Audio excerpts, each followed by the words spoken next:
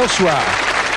C'est l'histoire d'un chien qui s'appelait Amour et qui vivait au Danemark auprès de son maître, le professeur Lunden.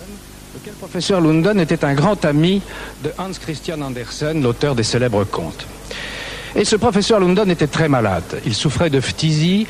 C'était une maladie dont on mourait généralement et les médecins envoyaient en général les malades vivre sur la côte d'Azur ou en Italie. Voilà donc notre professeur qui quitte le Danemark, qui demande à son grand ami Andersen de garder son chien. Il donne régulièrement de ses nouvelles. Quand les nouvelles sont bonnes, le chien va très très bien. Mais quand le chien est abattu, quand il n'a plus d'appétit, quand il reste prostré toute la journée, immanquablement, la prochaine lettre du professeur apportera de très mauvaises nouvelles. Voici que ce chien, justement, est comme ça depuis plusieurs jours. Et une nuit, il monte dans la chambre de Andersen, il lui lèche la main, il le réveille et il se met à pleurer. Andersen se dit « Tout est fini ». Et le lendemain, il s'habille de noir et à ses proches qui lui demandent pourquoi, il dit « Le professeur est mort la nuit dernière », ce qui devait être vérifié dans les jours suivants. Que s'était-il passé? Télépathie, vision à distance, toujours est-il que ce chien semblait informé heure par heure de l'évolution de la maladie de son maître à des milliers de kilomètres de là. Alors vous l'aurez sans doute deviné, c'est entre autres sujet à ces étranges pouvoirs de certains animaux que Mystère va s'intéresser ce soir. Mais auparavant, bien sûr, comme à l'accoutumée, le programme de notre soirée en quelques images. Perdu au fond de la forêt, le chat Zuma est introuvable. Il apparaît en rêve à son maître qui le retrouvera à l'endroit précis qu'il avait vu dans son sommeil. Victime d'un accident de voiture, Vicky est devenue épileptique. Mais elle a pu reprendre une vie normale grâce au chien Harley qui la prévient toujours des crises qui vont la terrasser. Au cœur de la Bretagne, la légendaire forêt de Brocéliande, celle de Merlin l'Enchanteur et de la fée Viviane, toujours le théâtre de phénomènes étranges. 12 mai 1970. Le corps presque entièrement carbonisé de Ginette Kazmierzak est retrouvé. Il se serait embrasé de lui-même sans qu'on y mette le feu. C'est le mystère de la combustion spontanée. Voyage aux portes de la mort. Ils sont des milliers à en être revenus. Ils ont tous vécu la même expérience. Où sont-ils allés? Qu'y a-t-il au bout de ce tunnel? Voilà donc le programme de notre soirée, avec en plus un reportage, je vous le signale tout de suite, très intéressant sur une voyante française qui a une pratique tout à fait originale de la voyance. Et puis naturellement, en fin d'émission, le journal de Mystère, on retrouvera Marielle Fournier. Mais tout de suite, notre première histoire, l'histoire de Zuma, le chat de la famille Bernard. Un regard énigmatique, insondable. L'un des plus séduisants mystères de la création, le chat.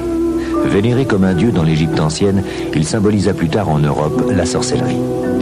Il nous fascine depuis toujours.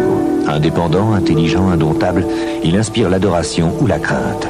Car certains pensent que le chat est médium, qu'il a le pouvoir de lire dans les pensées et même de nous transmettre les siennes. Il est certain que le chat a des moyens de perception, ce qu'on pourrait appeler le sixième sens, beaucoup plus développé que nous-mêmes. Ce sixième sens des chats, Raymond Bernard en a fait l'extraordinaire expérience une nuit d'avril 1965. Pendant son sommeil, son chat, qui était perdu dans une forêt à 150 km de là, est entré en contact avec lui. Ce que Raymond Bernard va vivre cette nuit-là, ce n'est pas un rêve ordinaire, et il ne l'oubliera jamais.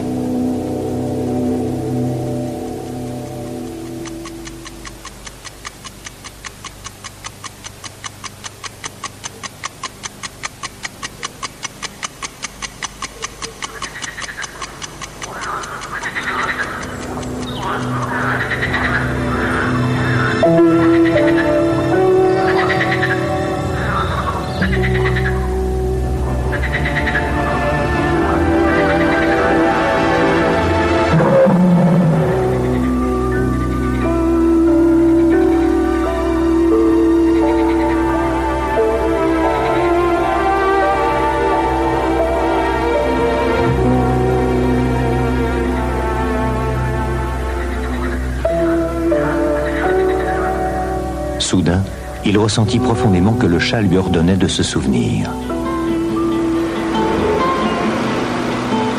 Ce samedi-là, il avait pris la route avec sa femme et ses 3 enfants pour aller pique-niquer dans la forêt. Arrête. Non. Rosemarie Bernard étrenne sa nouvelle caméra. À l'arrière de la voiture, Elisabeth, Jean-René et Yves commencent à trouver le temps long. Ils ont tenu à emmener Zuma, le chat de la famille, âgé de 3 ans. Montre Zuma, Elisabeth.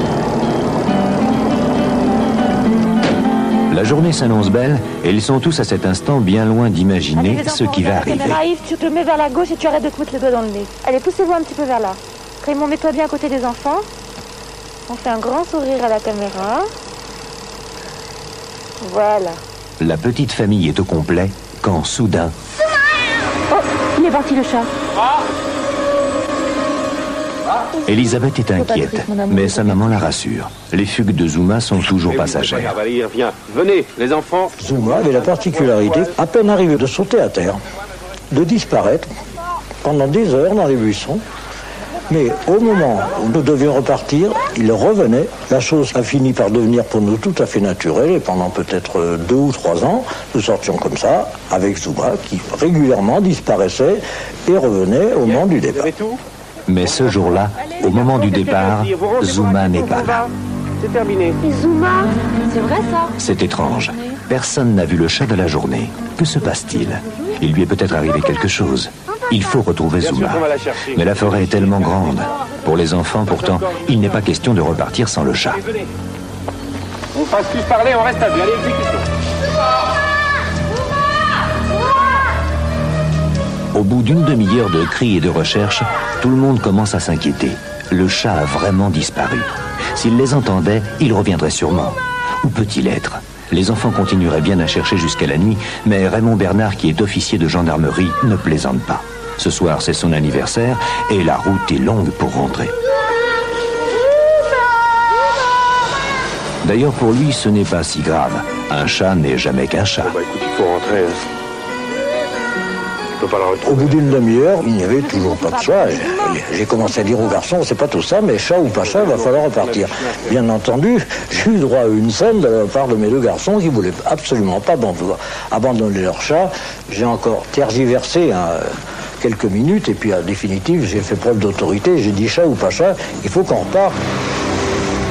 Et nous avons repris la route. Dans la voiture, les enfants sont désespérés à l'idée de ne jamais plus revoir leur chat. Et ils en veulent un peu à leur père de ne pas les avoir laissés chercher leur Zuma plus longtemps. On était complètement abattus du fait qu'on avait la certitude que si on partait là, on ne le retrouverait pas, quoi. Qu'il arriverait quelque chose, qu'il se ferait dévorer par une bestiole, qu'on l'enlèverait, qu'il se ferait écraser en allant sur une route. Enfin, on était absolument certains, là, si on partait, qu'on ne le reverrait jamais. Ce fut un retour bien morose. Mais Raymond Bernard espère bien que son dîner d'anniversaire consolera un peu les enfants.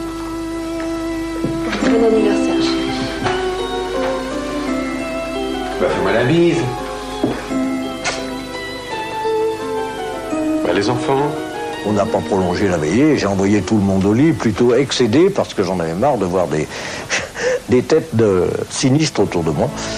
Puis je me suis endormi comme on s'endort quand on est jeune. Raymond a décidé d'acheter un autre chat aux enfants. Mais Zuma, lui, en a décidé autrement. Il va contacter son maître.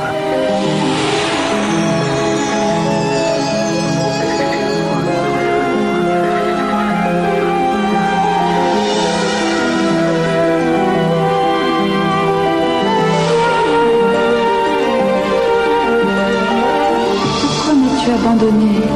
Viens me chercher. Viens me chercher. Viens. Quand je me suis réveillé, la perception de cette voix avait été tellement nette que je n'ai pas réfléchi. C'était suffisamment puissant pour me précipiter en bas du lit, me faire habiller. J'ai vu Zuma. Je n'ai pas eu de réflexion, je n'ai pas eu de raisonnement à faire. C'était, je sais pas, d'une puissance telle que comme si j'avais été dominé par quelque chose presque de plus fort que moi. Je devais faire ce qui m'avait été demandé par le chat, ou tout au moins par la perception de ce que le chat avait pu me transmettre, parce que personnellement, je suis convaincu qu'il s'agit en l'occurrence d'une transmission de pensée d'un animal à un homme. Malgré l'heure, Raymond Bernard, bouleversé par son rêve, réveille aussitôt ses 2 fils et décide de partir avec eux chercher Zuma. Comme il n'y a plus assez d'essence dans la grande voiture pour faire une si longue route, ils prennent la 4 chevaux. Pendant le trajet, Raymond raconte son rêve. C'était vraiment, tu sais, comme une voie à l'intérieur. Lui, il avait l'air d'y croire beaucoup. Bon, nous, on n'était pas vraiment convaincus, mais disons qu'évidemment, on demandait qu'à y croire. Enfin, lui, en tout cas, parce qu'il avait l'air tellement...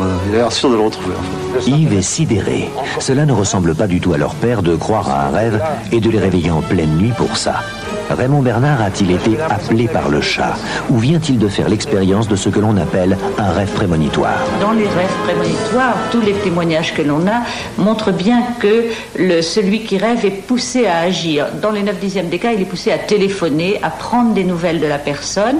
Ici, évidemment, ce n'est pas le cas, mais il est tout de même poussé, alors que son tempérament ne l'y prête pas du tout, à obéir à son rêve. Et c'est ça qui fait qu'on peut penser que son rêve est vraiment rentre dans la catégorie des rêves psychique vraiment prémonitoire parce qu'il est poussé à l'action.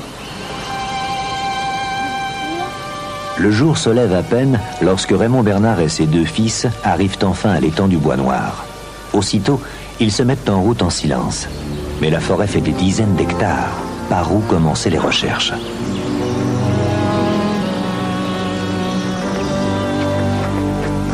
Curieusement, Raymond Bernard se sent guidé. Il n'hésite pas vraiment.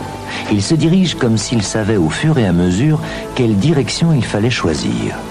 Comme si quelque chose ou quelqu'un lui indiquait le chemin. Et très vite, l'incroyable va se produire. Zuma est là, exactement comme dans son rêve, dans la même position, au même endroit. Il est évident qu'il y a eu transmission de pensée, car je ne vois pas par quel autre chemin il aurait pu être atteint par ce rêve. Ça venait de quelque part, il fallait bien qu'il y ait un émetteur et un récepteur. Et le récepteur, c'est lui, et le chat était l'émetteur. Les enfants! Les enfants! Les enfants n'en reviennent pas. Leur père avait raison. Zuma lui a montré où il était. Et c'est avec d'infinies précautions qu'ils prennent le chat dans leurs bras. Zuma. Tu me connais? T'as pas eu faim? Quant à Raymond Bernard, il ne considère plus Zuma de la même façon, car il est maintenant persuadé que c'est bien Zuma qui l'a appelé et guidé. Comment expliquer ce qui s'est passé? S'agit-il d'un rêve prémonitoire ou les chats ont-ils le pouvoir exceptionnel de nous transmettre leurs pensées à distance? On comprend effectivement, quand on a vécu une aventure pareille, que sa vie après en soit complètement transformée. Raymond Bernard, malheureusement, a été dans l'impossibilité d'être parmi nous ce soir, mais nous tenons vraiment à le remercier, parce que c'est lui qui nous a adressé cette histoire, un mystère, et c'est même la première histoire envoyée par un téléspectateur que notre émission ait pu retenir et reconstituer. Bien, avec moi maintenant, Michel Klein, que vous avez vu dans le film, vétérinaire qu'on ne présente plus, Robert Delaroche, qui a écrit un très très beau livre, L'histoire secrète du chat, et Vincent Rousselet-Blanc, journaliste. Michel Klein et Robert Delaroche, vous qui êtes des spécialistes du chat, il y a eu communication entre Zuma et son maître, Raymond Bernard, c'est incontestable. Dans quel sens, on l'ignore. Mais la première question que je voudrais vous poser, c'est est-ce qu'il s'agit d'un cas isolé ou est-ce que des histoires de ce genre, on en connaît beaucoup? Robert Delaroche? Ça m'est arrivé, pas forcément dans le sommeil, mais dans la veille aussi, je pense, et je trouve très séduisant le fait que le chat puisse avoir accès à notre psychisme. Peut-être, pourquoi pas? Après tout, c'est un animal de compagnie dont nous sommes très proches. Pourquoi ne pourrait-il pas nous communiquer? Qu'est-ce qui vous est arrivé à vous?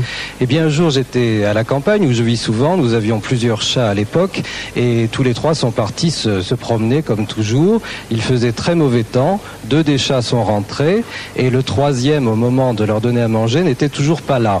Alors toute la famille est partie un petit peu de tous les côtés. On appelait, mais il pleuvait, il y avait du vent, c'était impossible d'entendre un chat miauler. Et je ne sais pas pourquoi, vraiment je ne pourrais absolument pas le dire. Je suis resté absolument sans bouger, sans penser à rien dans un coin dans la maison, en me disant vraiment j'attends. Ce que j'attendais, je ne le savais pas. Et puis au bout de plusieurs heures, le chat n'était toujours pas là, et je suis parti comme un automate sur la route, dans une direction que le chat ne prenait jamais, du moins je ne l'avais jamais vu partir dans ce sens-là. Je suis entré sans savoir pourquoi dans un champ, je suis passé par-dessus une clôture, j'ai escaladé je suis entré dans une propriété privée par effraction, si vous voulez, ce qui n'est pas dans mes habitudes. Et là, je suis arrivé dans un bois, et dans un fourré de ronces, le chat était là, la patte prise dans un piège à renard. Et ce chat m'attendait.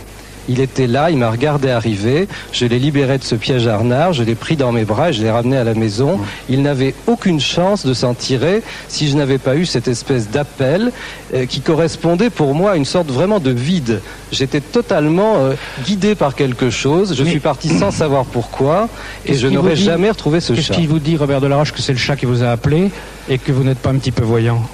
Ça, je ne sais pas, mais vous savez, je crois qu'avec les chats, et je pense que Michel Klein vous dira la même chose, c'est un animal qui est si familier, si proche de nous, et qui a un psychisme tellement extraordinaire. Après tout, nous n'avons pas la parole pour communiquer avec lui, donc nous l'observons encore plus, et lui nous observe aussi. Et peut-être de cette sympathie mutuelle naît une sorte de transmission de pensée. Je n'irai pas dire que moi j'ai des dons de voyant, mais je pense que le chat en a pour deux. Michel Klein, dans ces cas-là de communication, de quoi s'agit-il à votre avis? De télépathie du chat vers l'homme? C'est le chat qui envoie un message à l'homme? Non, de toute façon, il y a une communication entre tous les êtres vivants, que ce soit entre chats, de l'homme à l'animal, du chat à l'homme, dans tous les sens nous communiquons. Mais là c'est la communication homme-animal qui mais homme-animal, mais bien sûr, il y a obligatoirement la communication est une nécessité vitale. Alors on communique soit par le langage comme nous, soit par des gestes, par des regards, ou même totalement immobile on communique, parce que il y a ce qu'on appelle les phéromones ou les ondes qu'on émane. Là, lorsque nous sommes en train de nous parler tous les deux, eh bien, on essaie de se regarder dans les yeux. Mais il n'y a pas que la parole qui joue. Je suis pas un chat, moi. Mais ça ne fait rien. Mais même lorsqu'on est avec un animal, on n'a pas besoin de lui parler. On peut se faire comprendre rien qu'à être là, simplement immobile. D'autres animaux que les chats peuvent communiquer avec l'homme?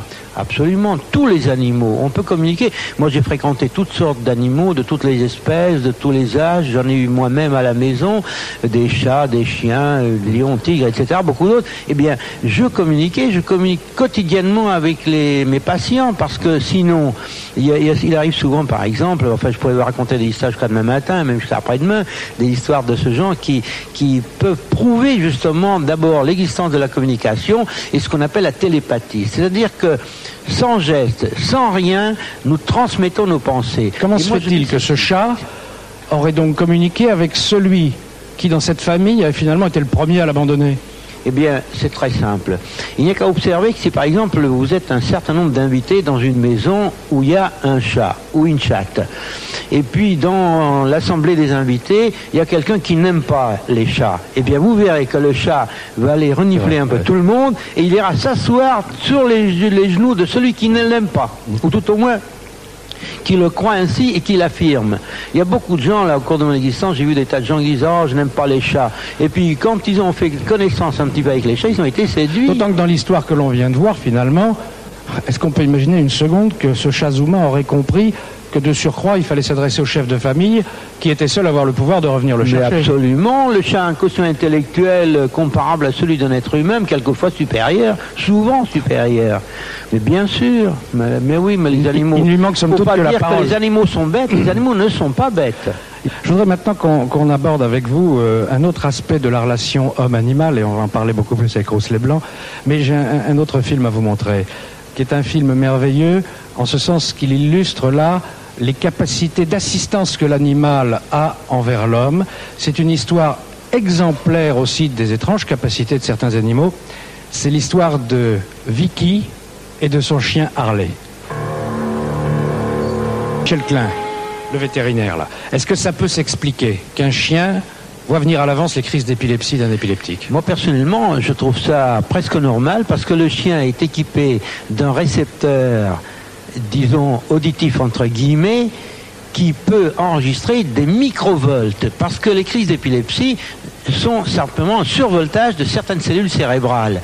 D'ailleurs, lorsque nous pensons, nous émettons des ondes, et alors celui qui a un récepteur pointu et qui est incapable de recevoir quelque chose de très faible, c'est ça les médiums. Dans le fond, ils enregistrent des micro-ondes. Or, le chien est parfaitement bien équipé. Alors pourquoi dans cet élevage-là, et on l'a vu dans le film, ils n'en ont trouvé que 15 jusqu'à présent qui soient capables d'aider les épileptiques en prévoyant leur crise? Attention, parce que tous les chiens n'ont peut-être pas les mêmes capacités. D'abord les retrievers, comme ce chien, par exemple, les labradors qui vont pour les chiens guides aveugles. Là, on a des exemples quotidiens avec les aveugles. Le chien prévoit à l'avance ce qui se passe, et même l'aveugle n'a souvent même pas besoin de demander telle ou telle chose à l'animal. L'animal le sait, il le commande. Donc la télépathie, pour moi, c'est quelque chose de certain entre l'homme et l'animal, et vice-versa. Est-ce qu'en France, à votre connaissance, puisqu'il s'agit de chiens qui aident les épileptiques, on en cherche aussi?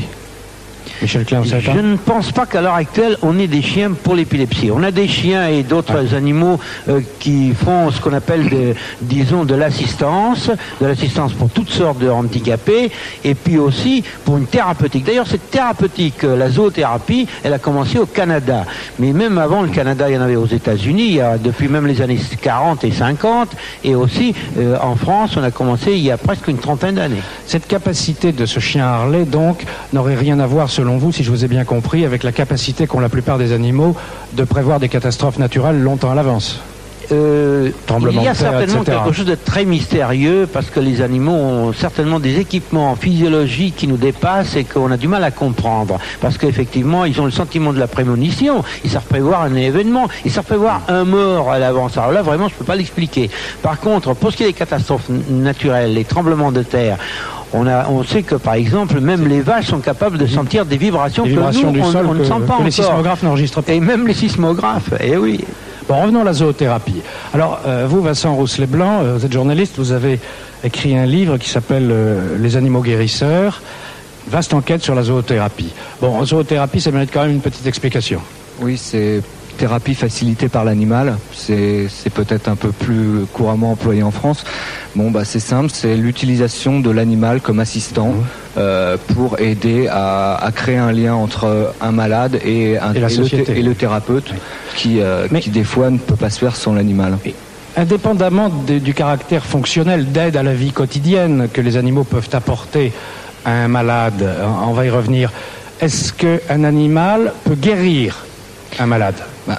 Tout dépend de la maladie. On va pas dire que l'animal va guérir un autiste. Il va certainement l'ouvrir sur le monde extérieur, ce qui est déjà énorme. Oui, un autiste, c'est quelqu'un qui est muré en lui-même et qui communique pas avec l'extérieur.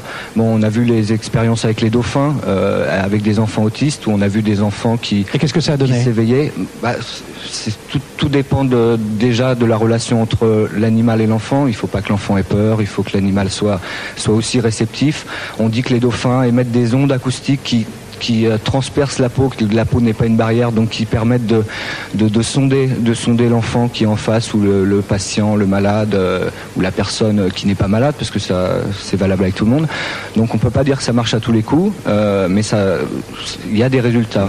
Et du coup les Américains, les Canadiens, maintenant les Français se mettent à faire des recherches beaucoup plus scientifiques sur ces relations.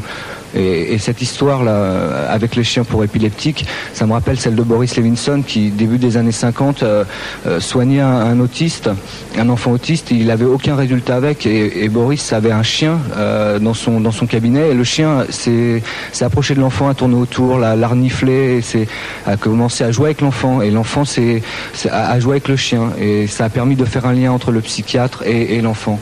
L'animal et peu à peu, cet enfant a récupéré la parole. Il a récupéré déjà son désir de s'ouvrir sur le monde extérieur, et il a fait beaucoup de progrès. Et où en est la recherche à l'heure actuelle?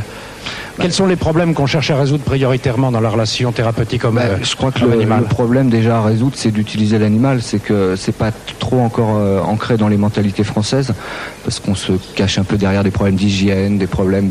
On attend que ça marche ailleurs. C'est vrai que c'est un peu délicat d'utiliser des animaux pour soigner des malades.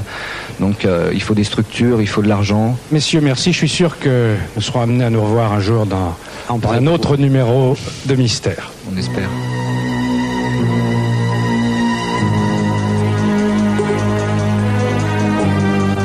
Voilà, je vous propose maintenant de suivre un reportage sur une voyante qui travaille en France, qui s'appelle Luce Grimaud, et qui a une pratique tout à fait originale de la voyance, en ce sens qu'elle associe la technologie la plus moderne à la tradition la plus ancienne. Regardez par exemple comment Luce Grimaud utilise la traditionnelle boule de cristal. Depuis toujours, certains croient que le cristal peut délivrer des informations sur notre avenir. Aujourd'hui, en France, une femme, Luce Grimaud, expérimente une nouvelle forme de voyance grâce aux images qu'elle arrive à capter sur bande vidéo en filmant une boule de cristal. Une découverte faite il y a environ 5 ans, alors qu'elle prenait des photos d'un ami. Ces images pourraient-elles être filmées? Luce tente l'expérience et les résultats sont surprenants. Depuis l'enfance, je lis dans les êtres.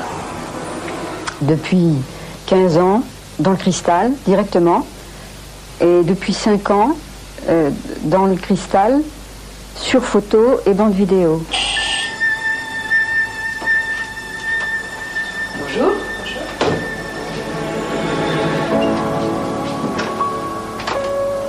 Voilà, défaites-vous. Posez vos affaires ici. Immédiatement, je lui demande surtout de ne rien dire, de vite venir passer la blouse blanche, car chacun doit porter une blouse blanche, comme moi, pour éviter les interférences de la pièce et les doutes. Et tout de suite, je demande à ce qu'on s'asseye là, et vite, je prends le film, de façon à ce qu'on n'ait pas le temps de parler, pas le temps de réfléchir. Il ne faut pas laisser s'établir cette espèce de crainte qu'ont les gens en venant ici. Au moment où je prends le film, ni lui ni moi ne devons parler. Sinon, j'aurais peur d'une influence quelconque. Ça n'est qu'après, à la lecture, que tous les deux, nous avons droit de parler. Très lentement, Luce Grimaud filme en tournant autour de la boule de cristal, tout en essayant de relever le moindre indice sur son écran de contrôle. En effet, je vais chercher les images en tournant autour du cristal pour gagner du temps. Je me suis rendu compte que c'est en procédant de cette manière, d'abord que j'allais puiser dans le passé, puis le présent, puis l'avenir.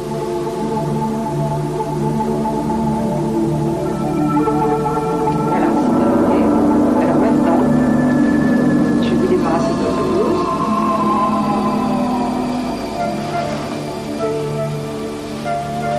Vous pouvez tourner votre fauteuil dans le sens de la lecture, car nous allons lire sur cet écran de télé. C'est une matérialisation des informations que vous contenez. Alors ça, c'est extraordinaire. Voir et revoir ces informations-là, alors que jusque-là, tout était impalpable et tellement angoissant pour les voyantes, c'est aller puiser dans votre inconscient, qui contient toutes vos informations, et même celles, quelquefois, de votre entourage, c'est aller puiser là des informations, les livrer par la visualisation au conscient. Lui qui est là. Le fait qu'il soit gris me gêne un tout petit peu, parce qu'un contrat risque de se faire, mais avec certaines réticences. Il y a des images quelquefois qui sont très claires, qui sont par exemple des êtres et qui peuvent être reconnus par les intéressés, pas par moi, parce que souvent je ne les connais pas. Mais quand ça devient un symbole, alors c'est vrai qu'il faut maîtriser la lecture. Vous avez un cadre lumineux, ici. Alors, ce cadre lumineux vous annonce, sur le plan professionnel, quelque chose de très agréable, professionnel ou matériel, parce que le cadre, c'est le nombre du carré, de la terre, du matériel. Donc, en plus, c'est accompagné du sein qui a sûrement une évolution, et le tout est lumineux. Donc, on vous annonce quelque chose de bien. La supercherie dénote une volonté de tromper. Je la sens, encore une fois, très honnête, cette dame. Donc, je ne pense pas qu'elle ait la volonté. Bon, elle a peut-être trouvé cette astuce de filmer, que ça lui donnait quelque chose qui était un support favorable à sa voyance. Et elle a dit, tiens, c'est une nouvelle approche de voir dans le cristal ou dans cette décomposition lumineuse un certain nombre de choses. Mais moi, je n'ai pas vu des images surnaturelles. Là, ça n'a rien à voir. C'est la décomposition de la lumière qui vous donne des tas de choses. Avancer image par image, c'est normal que ça donne un certain nombre de formes, de couleurs, que vous n'êtes pas capable d'interpréter, mais que je laisse le soin à cette personne de le faire. C'est à Marseille, sur le tournage d'un téléfilm, que nous avons retrouvé le comédien Raymond Pellegrin, très intéressé par ce phénomène. Lui, ça fait marcher lui en marche sa caméra, et sur l'écran de contrôle est apparue une image étrange, floue, bizarre, une petite tache noire un ovale de visage, et je vois apparaître le visage de ma petite fille, Mélanie. Je dis à Luce, arrêtez, arrêtez, arrêtez. Je sors un portefeuille, celui-ci d'ailleurs, dans la poche de mon pantalon derrière, et je dis, mais regardez, sur l'écran est apparu ça. Vous entendez ça? Là, j'ai commencé à avoir des sueurs froides. Alors. Les cheveux noirs, regardez les yeux. Raymond Pellegrin n'était pas au bout de ses surprises. Quelques instants après, c'est le visage de sa sœur qui s'inscrivait dans le cristal. Regardez les maxillaires. Et surtout, regardez sous le menton, cette espèce de support un peu sombre. Je ne veux pas raconter toutes les maladies de ma famille, de ma sœur qui était très malade de la colonne vertébrale. Tout ça est apparu à l'écran. Cette image ressemble à sa sœur. Et sa sœur a porté pendant longtemps une minerve et a des problèmes de colonne vertébrale depuis très longtemps. Mais qu'en pensent les scientifiques? Bien, en effet, c'est une façon assez originale d'utiliser la boule de cristal. J'imagine que la plupart des Madame Irma s'en sont peut-être choquées. Toujours est-il que Luce Grimaud aimerait beaucoup que des scientifiques s'intéressent à sa façon de faire, car il y a des scientifiques qui s'intéressent à la voyance, et elle leur propose de se prêter à toute expérimentation de laboratoire conduite avec toute la rigueur scientifique possible. Alors, s'il y a des chercheurs que ça intéresse, qui nous contactent, et on les mettra en rapport avec Luce Grimaud. Voilà, restez avec nous. La suite de Mystère dans quelques instants après la page de publicité.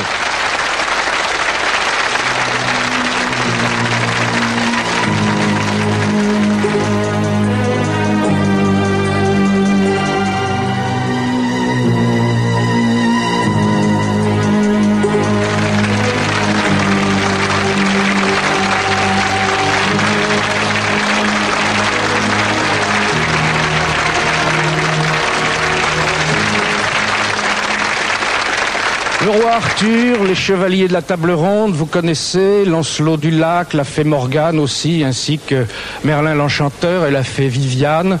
Autant de héros et d'héroïnes de notre mémoire collective qui appartiennent soit à la légende, soit à l'histoire, on ne sait plus très bien d'ailleurs. Eh bien, je vous propose de les retrouver tous dans le film que voici. Regardez bien, vous allez voir à quel point la magie, la légende du passé rejoint et colore la réalité d'aujourd'hui.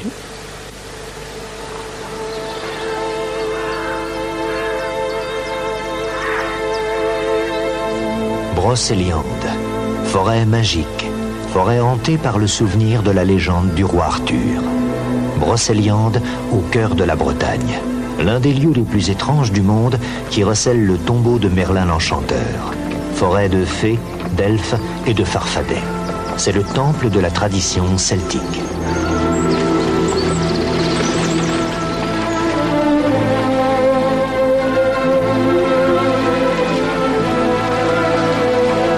C'est ici que les chevaliers venaient se confronter au surnaturel et s'initier au savoir des druides.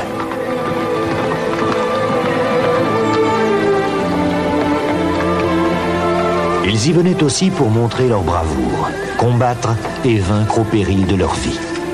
Brocéliande, une forêt où aujourd'hui la légende vit toujours. La forêt de Brocéliande, quelque part, c'est toute la nature de la péninsule armoricaine qui vient à nous, qui vient à moi, à travers cette forêt de Brocéliande. Et en plus, de là vient précisément tout ce légendaire, tous ces êtres humains ou semi-divins qui hantent la forêt de Brocéliande viennent à moi à travers cette eau, cette lande, cette forêt, cette nature. De nombreuses personnes disent y rencontrer encore des créatures merveilleuses surgies du passé. C'est un endroit où l'eau est comme de l'huile, c'est quand même très très magique. Et c'est un petit peu sortant de l'eau que justement s'est passée cette forme. Je ne peux pas dire que ce soit réellement une forme humaine, on ne peut pas dire ça, mais ça fait comme une sorte de voilage, comme quelque chose de très éthéré, qui est blanc, et on a l'impression que ça évolue, vous voyez, dans l'air, comme un nuage poussé par le vent. Bon, on peut appeler cette forme la Dame Blanche, mais très voilée, très éthérée. Cette Dame Blanche serait la fée Viviane, celle qui, dans les contes, habitait un château de cristal au fond du lac. Certains l'ont vue danser dans les clairières.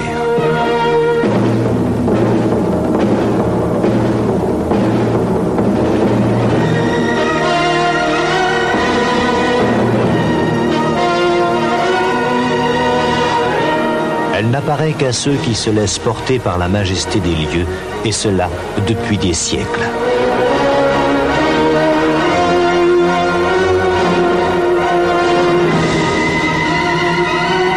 L'un de ses endroits préférés est la fontaine de Barenton, où Merlin venait faire tomber la pluie.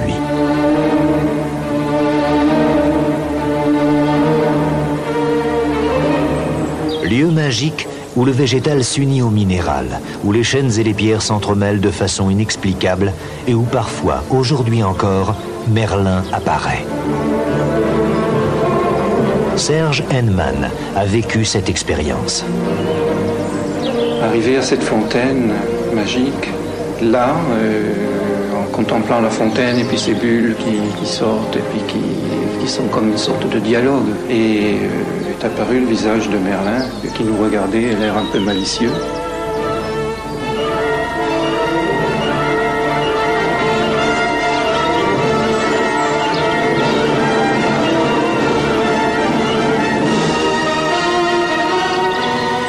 Et bon, il y avait une sorte de communion entre nous et le lieu, et ce visage apparaissant, on a eu comme une impression de paix et de calme qui nous est tombé dessus et qui nous a mis en totale harmonie avec le lieu.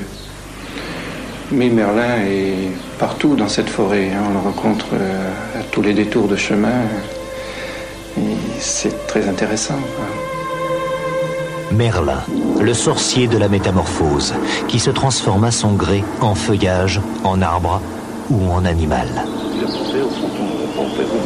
C'est en jetant de l'eau sur le perron de cette fontaine que Merlin faisait pleuvoir.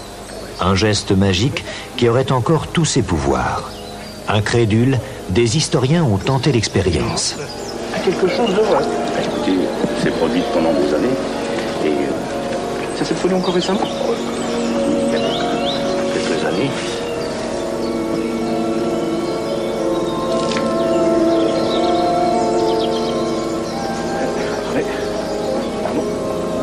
Ce n'était sans doute qu'un mythe, puisque rien ne se passait. Mais soudain...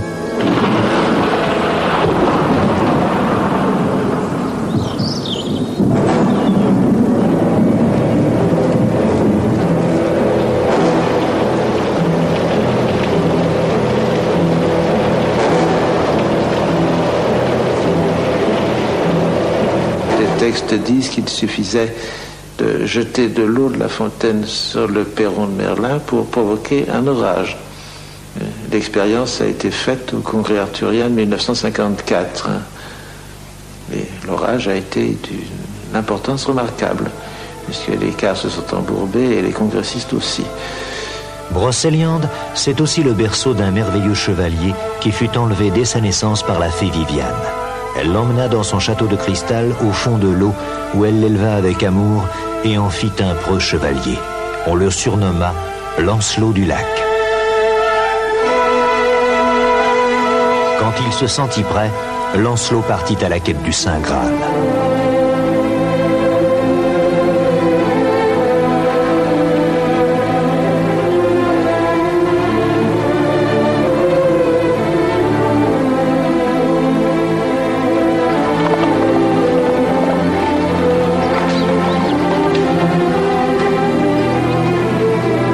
C'est aussi dans ces bois que les elfes et les corrigans ont trouvé refuge.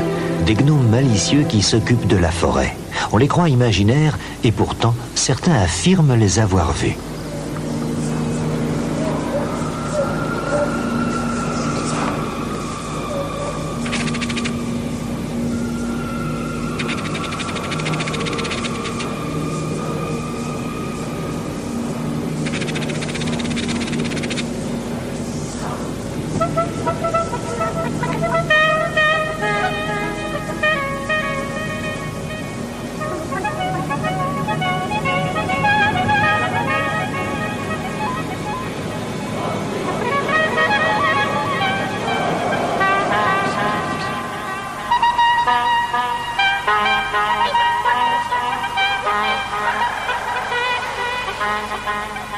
Je voyais ceux qui étaient dans les airs, plus transparents que les autres, et les autres qui étaient sur le sol étaient plus petits, comme les lutins qu'on représente dans nos histoires d'enfants.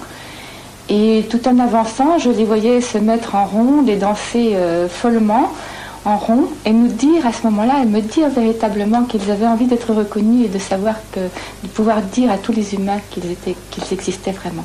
Pas seulement dans les légendes, mais en réalité. Mais Brocéliande est avant tout la forêt des druides qui officie toujours dans la pure tradition du culte celte. Le sens du druidisme, c'est d'être en quelque sorte le pont, le passage, le gué entre deux mondes.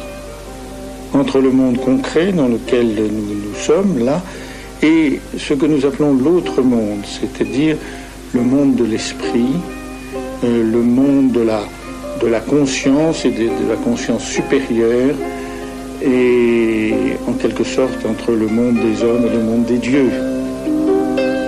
C'est dans le manoir du Tertre qu'a vécu l'une des plus grandes figures du druidisme breton, Geneviève, qui dans les années 60 fit une étrange prédiction à un petit garçon de 9 ans. Ce jour-là, le petit Hervé et ses parents s'étaient rendus au manoir pour déjeuner. S'étant attardé dans le jardin, le petit garçon est seul quand il pénètre enfin dans le manoir.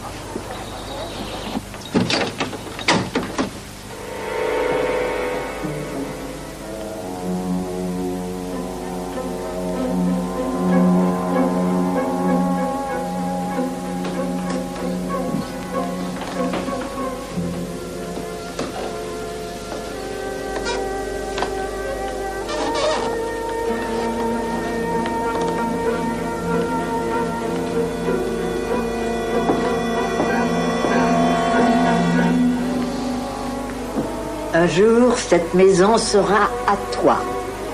Ne l'oublie jamais. Je rentre et une très vieille femme me prend par le col, me soulève et me dit « Il n'y a que toi un jour qui aura ma maison ».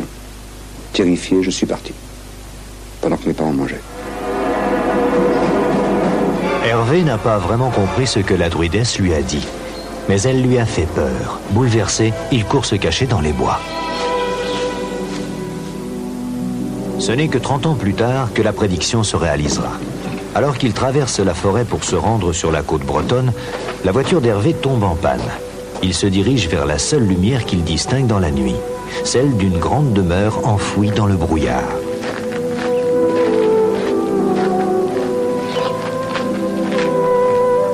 La porte n'est pas verrouillée et, une fois à l'intérieur, quelque chose lui semble familier.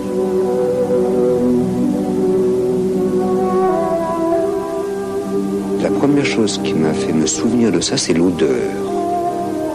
L'odeur du bois, l'odeur des murs. Et cette maison a une odeur particulière. Et en fait, c'est une vibration. Cette maison a une vibration particulière. Et c'est cette vibration que j'ai ressentie qui était la même que celle que j'avais rencontrée 30 ans avant. Hervé va passer la nuit au manoir et en se réveillant, il va prendre une décision surprenante. Et dans le lendemain matin, j'ai fait une chose qui est très impolie. En descendant l'escalier, j'ai vu 2 personnes, un homme et une femme. Et je leur ai dit, est-ce que votre maison est à vendre? Et ils m'ont dit, mais oui, c'est à vendre. Je leur ai dit, j'achète. Je n'avais rien, aucun moyen.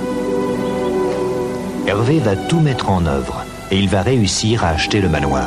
Parfois, il loue des chambres à des hôtes de passage. Mais un soir, il va recevoir une étrange visite.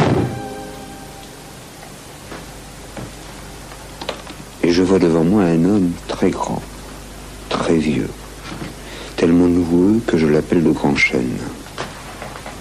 Tu me reconnais?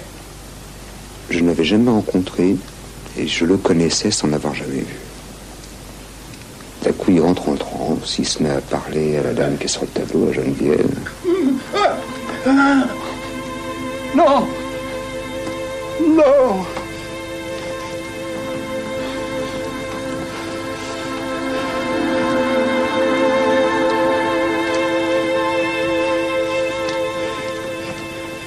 C'est alors que le vieil homme leur fait une curieuse révélation. Ne bougez pas. Ce sera votre mari. Et il est reparti comme il était venu. Et depuis, j'ai épousé cette femme. Et je vis ici avec elle. Et on a un enfant qui est le premier enfant né au manoir depuis 2 siècles. Depuis lors, Hervé et Martine ont appris à connaître la magie de Brocéliande. Dans la forêt, le lieu qu'ils préfèrent, c'est le Val sans retour, le domaine de la fée Morgane.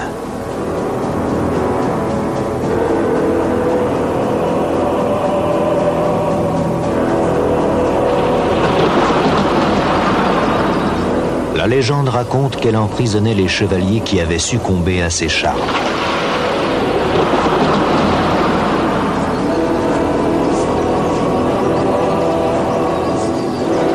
Ils ne pouvaient fuir le Val sans retour.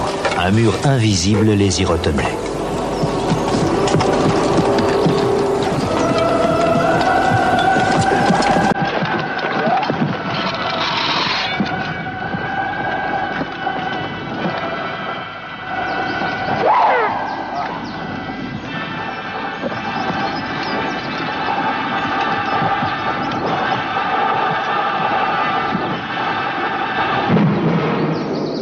Seul un chevalier au cœur pur pourrait les délivrer. Depuis longtemps, Morgane désire séduire le valeureux chevalier Lancelot. Alors qu'il est endormi, elle lui fait boire un philtre d'amour.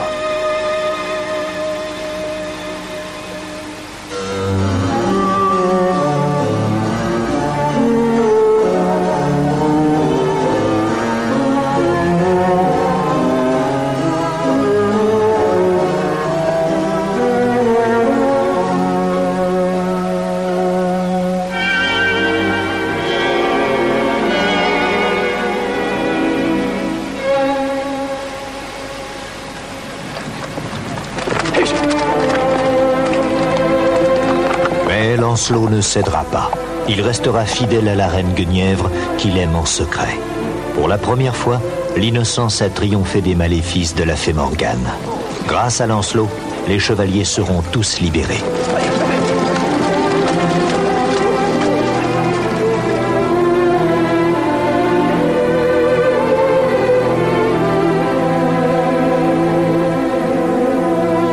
Forêt de légende, Brocéliande est encore aujourd'hui une forêt magique dont les mystères continuent de nous étonner. À mes côtés, pour prolonger ce court-métrage absolument merveilleux, Uderzo, co-créateur du célèbre Astérix avec le défunt René Goscinny, et quand je dis Astérix, et du Druide Panoramix également. Michel Raoult qui est universitaire et qui a écrit un très gros livre sur, vous me corrigerez si je me trompe dans le titre, les druides, les sociétés initiatiques celtiques contemporaines à l'université de Rennes, je crois que c'est cela. Et puis, je ne savais pas qu'il en existait, un druide, car vous êtes druide. On doit vous appeler Gwenland le Squezec, c'est cela? C'est ça, exactement. Bon, alors, je m'adresse aux druides. On vient de voir dans ce film des gens très sensés, apparemment, une infirmière, un architecte, etc., qui affirment avoir vu dans la forêt de Brocéliande, Merlin l'Enchanteur, la fée Viviane, des elfes, des farfadets, etc. Alors évidemment, on est quand même un peu surpris devant ces affirmations. Est-ce que vous les avez vus, vous ? Ou est-ce qu'on est en pleine légende et en pleine affabulation? Non, pas du tout. On voit beaucoup de choses en Brocéliande. on voit beaucoup de choses, surtout quand il y a... Comme je vous vois. Surtout quand il y a du brouillard, exactement comme on en avait sur le film. Voilà. Le brouillard contribue à produire des images étonnantes. On y voit donc ce que l'on veut y voir. Ah, certainement, oui. Certainement. Certainement, cela ne veut pas dire qu'on ne le voit pas. On le voit. J'ai vu moi-même des choses qui, certainement, n'avaient pas de réalité concrète. C'est-à-dire que si j'avais essayé de les toucher, ils m'auraient échappé. Mais... Elles existaient pourtant, selon vous. Mais bien sûr. Du moment que vous voyez quelque chose, elle existe au moins pour vous. Et si vous êtes un certain nombre de gens à voir ces choses, elles existent. Et ça veut dire qu'elles ont une existence objective, ces choses, en dehors de vous ? C'est-à-dire qu'elles ont une réalité qui est capable de mouvoir les choses. Vous ne croyez pas que la Vierge que Bernadette a vue à Lourdes n'a pas remué des milliers et des millions d'hommes qui sont venus à Lourdes à sa suite? C'est la même chose. Je voudrais m'adresser à Albert Uderzo en tant que, je le disais, co-créateur de cette célèbre, extraordinaire bande dessinée Astérix. Qu'est-ce que vous éprouvez quand vous voyez ce film et quand vous écoutez les propos qu'on vient d'échanger ? Je suis très preneur pour ce genre de légende, parce que c'est une légende extraordinaire qui nous est un peu pris d'ailleurs par les Américains, parce que les Américains s'en servent ô combien, plus que nous d'ailleurs. Mais d'abord, j'aimerais quand même exprimer mon contentement et ma joie de connaître enfin des vrais druides. Mais vous êtes pas courant chez moi. Quand vous avez créé Astérix avec Goscinny, j'imagine que vous êtes énormément documenté. Deux spécialistes sous la main. Vous connaissez la bande dessinée, tous les deux. Bon, oui, sûr. Non, je voudrais vous rassurer tout de suite. Sur le fond, elle a votre approbation, vous qui êtes druide et spécialiste. Ah oui, mais tout à fait. D'autant plus qu'il a même réussi à faire cette distinction extraordinaire, parce que c'était pas évident entre à l'intérieur de l'ordre des druides, du druide à proprement parler, du barde qui est représenté aussi, et du vat également, avec une peau de loup sur la tête. Et en fait, c'est tout à fait traditionnel. Et même dans le renouveau récent du druidisme, dans la renaissance relativement récente du druidisme du siècle dernier, disons, et des 2 siècles derniers, il y avait un archidruide qu'on appelait l'archidruide du Pays de Galles à l'époque, qui portait une peau non pas de loup mais de renard sur la tête. Alors donc c'était assez bien vu. Vous voilà Uderzo avec un brevet d'exactitude. Oui, je voudrais quand même exprimer ce que j'ai comme culture dans ce domaine. Ça rase les marguerites. Hein. Oui. Vous savez, ça va. C'est parti en fait d'une histoire très simple. Nous sommes partis de notre Malay Isaac, bien connu à ma génération, où les druides étaient des hommes très sages, bien entendu, qui étaient habillés d'un grand vêtement de lin blanc et qui allaient de temps en temps avec leurs faucilles d'or cueillir du gui pour faire des potions magiques. Voilà, et ça s'arrêtait là. Alors quand vous me dites que j'ai certainement des connaissances très nettes dans le domaine, ça n'est que pure coïncidence, je dois vous le dire. Moi, je suppose que je suis comme beaucoup de ceux qui nous regardent en ce moment, et je m'adresse à la fois à Michel Raoult et à vous. Vous êtes grand druide, c'est cela? Je suis grand druide de Bretagne, oui. Vous cueillez le gui? Est-ce que vous pratiquez la cueillette du gui avec une serpette en or? Notamment. Avec une serpe d'or, certainement pas, parce que je vous défie bien, je défie quiconque de couper quoi que ce soit avec une serpe d'or. C'est vrai. Je suis désolé. Bon. Vous êtes grand druide, c'est un sacerdoce. D'accord. C'est un sacerdoce. Alors, est-ce qu'à l'équivalent du prêtre qui doit dire la messe tous les matins, vous avez une obligation, je ne sais pas moi, demain ou dimanche? Non, mais j'ai eu une obligation il y a quelques jours, le 1er mai. J'aurai une autre obligation au solstice d'été. J'en aurai une autre au mois de juillet. J'en aurai une autre au 1er novembre. C'est quoi? C'est de pratiquer des rites, des cérémonies rituelles? Oui, absolument. Qui consistent en quoi? Qui consiste comme toutes les cérémonies religieuses, dans une mise en relation avec l'universel, ce qu'on peut appeler l'universel. À travers la nature, toujours. C'est-à-dire que nos cérémonies sont toujours à l'extérieur. Ce n'est jamais dans un temple, ce n'est jamais à l'intérieur c'est toujours à l'extérieur, c'est toujours en contact avec la nature. Pourquoi est-ce qu'on a le sentiment que, à l'instar de la franc-maçonnerie d'ailleurs, on se cache d'adhérer à votre mouvement? Il y a pourtant des druides célèbres. Oui. Donnez-nous des noms. Il y a la famille royale d'Angleterre qui fait partie de la Gorcesse de Bretagne. À titre honorifique, non? De Grande-Bretagne. Non, c'est pas seulement à titre honorifique. Attendez, je vais vous dire, c'est beaucoup plus que cela. Ça fait vraiment partie de la famille royale. Et la famille royale, parce que vous savez, il y a des traditions. Le prince de Galles, alors il est druide automatiquement. Le prince de Galles, par exemple, puisque j'allais vous le dire, le prince de Galles a été prince de Galles. Autrement. Il a été fait prince de Galles par l'archidruide du pays de Galles, dont le vénérable grand druide de Bretagne est le correspondant, le premier adjoint, disons, de l'archidruide du pays de Galles. Churchill était druide, m'a-t-on dit. Alors, en ce qui concerne Churchill, Winston Churchill a été initié en tant que druide, mais dans une autre catégorie de druides. Si je voulais devenir druide, ou tout au moins connaître un peu le savoir des druides, vous pourriez m'enseigner le druidisme? Il faudrait que vous me le demandiez. Il y a un certain nombre d'épreuves, si je puis dire, pour entrer en druidisme. On n'entre pas en druidisme comme ça. Il faut d'abord, évidemment, ressentir vraiment un certain appel, mais il faut aussi être choisi. Pour ressentir l'appel, il faut être informé. Oui, il faut être informé, d'accord, mais justement, il faut faire un effort de recherche. Et il y a un certain nombre d'épreuves à passer. Par exemple, il y a des gens qui nous écrivent. Enfin, ça, tout dépend des groupes, puisque, évidemment, je vous ai dit qu'il y a beaucoup de groupes, mais dans certains groupes, ça se passe de cette façon-ci. Je ne vais pas trahir un secret, mais une personne écrit en disant « Je suis intéressé par le druidisme, je vous écris parce que j'ai eu votre adresse comme ci, comme ça, qu'est-ce qu'il faut faire, j'attends votre réponse avec impatience, etc. » Eh bien, cette personne, on ne lui répond pas. On ne lui répond pas, pourquoi? Parce qu'on veut la soumettre à l'épreuve pour voir si vraiment c'est une personne qui s'intéresse vraiment à la question. Vous attendez sa deuxième lettre? On attend sa deuxième lettre. Combien de temps? Et on note qu'on a reçu 2 lettres. Et on ne lui répond pas encore une deuxième fois. On ne peut pas vous accuser de faire du racolage ou du prosélytisme. Non, mais pas du tout, mais absolument pas, justement. Alors là, ça risque pas.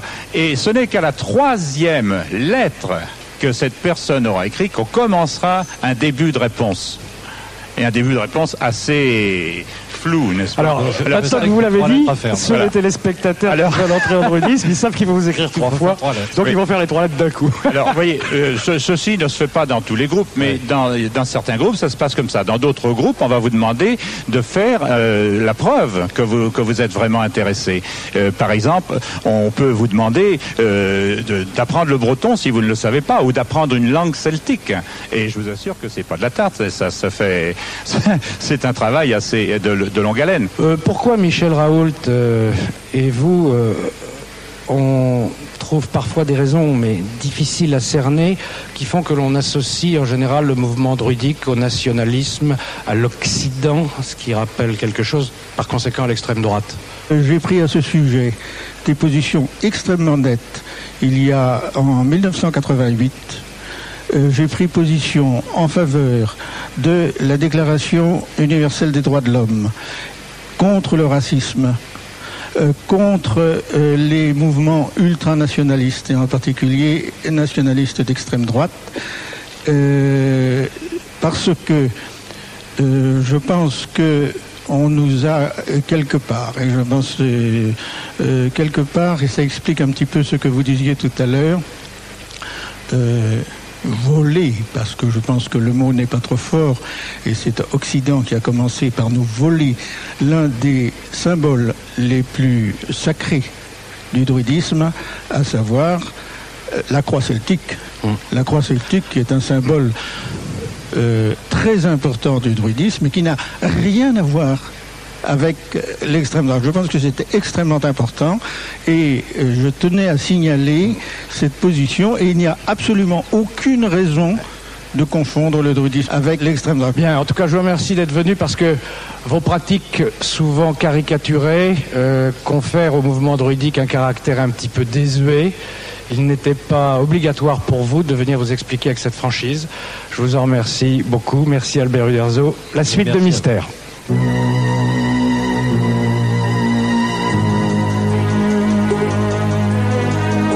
certainement l'une des énigmes les plus troublantes de l'univers du paranormal. On appelle cela la combustion humaine spontanée. En voici un exemple. Il n'y a pas si longtemps, c'était en Lorraine, il y a un peu plus de 15 ans. De l'Antiquité à nos jours, on rapporte plusieurs cas d'un phénomène étrange. Des corps humains réduits en cendres qui auraient pris feu soudainement. Sans explication. C'est ce qu'on appelle la combustion humaine spontanée.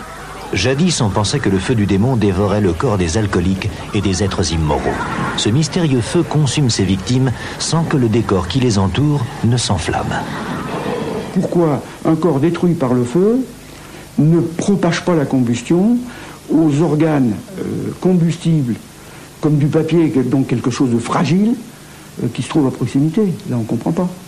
Alors que dans une combustion classique, je vous prie de croire qu'un journal froissé à 50 cm d'un foyer naissant, indiscutablement, va brûler rapidement. Et là, c'est pas le cas. Vous savez, en matière scientifique, il y a beaucoup de choses qu'on ignore totalement. Donc quand on ne comprend pas, on dit « je ne comprends pas ». On ne peut pas expliquer en l'état de l'enquête le mode de combustion ou le mode d'inflammation de telle et telle chose ou de tel cadavre. C'est tout, on s'arrête là. Au mois de mai 1977, à Uruf, un petit village situé à quelques kilomètres de Nancy, la vie suit son cours.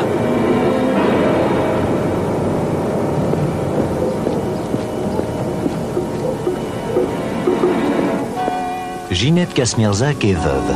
Elle a perdu son mari qui a péri dans d'atroces souffrances à la suite d'un coup de grisou. Seule, elle vient régulièrement passer quelques jours chez son fils Alain, instituteur au village.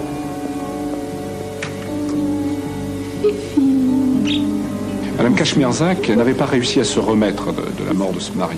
C'était une femme qui était triste, c'était une femme qui se sentait seule, qui se sentait abandonnée et qui voyait sa vie petit à petit se refermer à partir du moment où ses enfants prenaient leur envol, notamment par le mariage.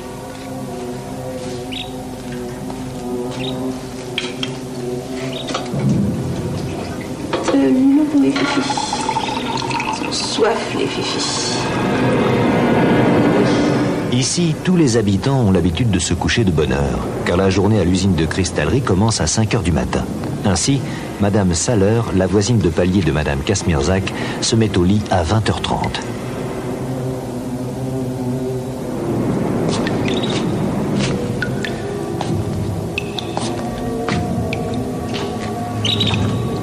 Elle s'endort paisiblement, sans se douter que quelque chose de terrible se prépare.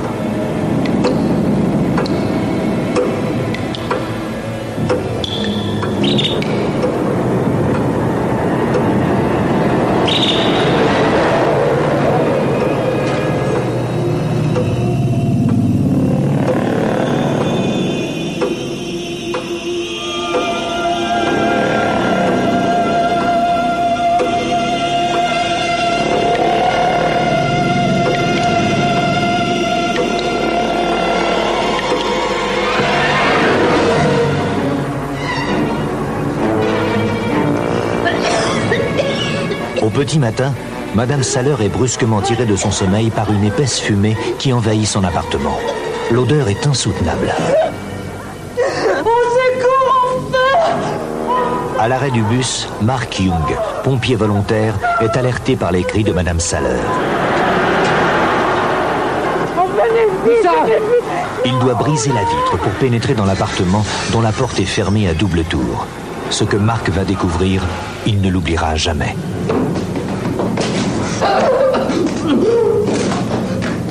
Le corps, il avait plus que les deux jambes. Les deux jambes, le bas de la robe. Elle avait ses claquettes qui étaient restées à 10 cm peut-être, qui étaient tombées. Elle était tombée à la renverse sur le dos. Il lui restait juste un bras. Et puis les deux jambes étaient intactes. Les chaussures n'étaient même pas noircies. Quelques heures plus tard, la gendarmerie de Colombelles et Belle ouvre une enquête sur la mort mystérieuse de Madame Kasmierzak. En effet, les gendarmes constatent qu'il n'y a aucune trace d'incendie pouvant expliquer l'état du corps de cette femme à moitié réduit en cendres. Et c'est la première des choses que vont faire les gendarmes. Ils vont décrire les lieux, ils vont décrire notamment tous les objets qui se trouvent dans chaque pièce, l'état de ces objets, Mais les gendarmes ne sont pas des spécialistes des problèmes d'incendie, ni, évidemment, ne sont pas des médecins légistes. Le juge d'instruction va à ce moment-là demander à ce qu'il y ait des experts qui viennent, et il va demander à ces experts qu'est-ce qui a pu provoquer l'état dans lequel on a trouvé le cadavre. À son arrivée, l'expert judiciaire procède à son tour à un état des lieux. Mais déjà, il s'interroge sur certains éléments troublants qu'il constate. On va trouver les 2 canaris dans leur cage morts, mais ils ne sont pas brûlés, ils ne sont pas noircis par de la fumée, ils ont simplement été certainement asphyxiés par la fumée, mais sans être noircis, ce qui est là aussi quelque chose de bizarre à partir du moment où tout le reste des murs est plein de noir de fumée. L'expert incendie a essayé de comprendre comment le feu avait pu prendre d'abord et comment ensuite il avait pu brûler à un tel point Madame Kachmirzak.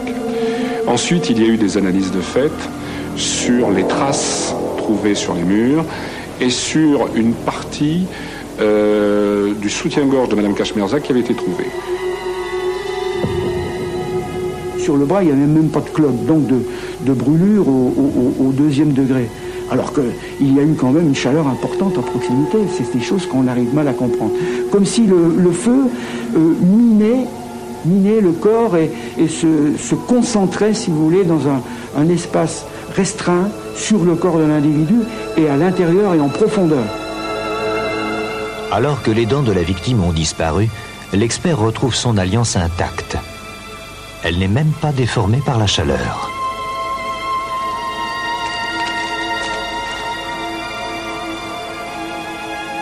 La cuisinière était un élément qui était important puisqu'il y avait une bouteille de butane. Cette bouteille de butane était fermée et les boutons de la cuisinière étaient fermés. Donc a priori, pas de flamme de ce côté-là. Par contre, on a trouvé une bombe insecticide.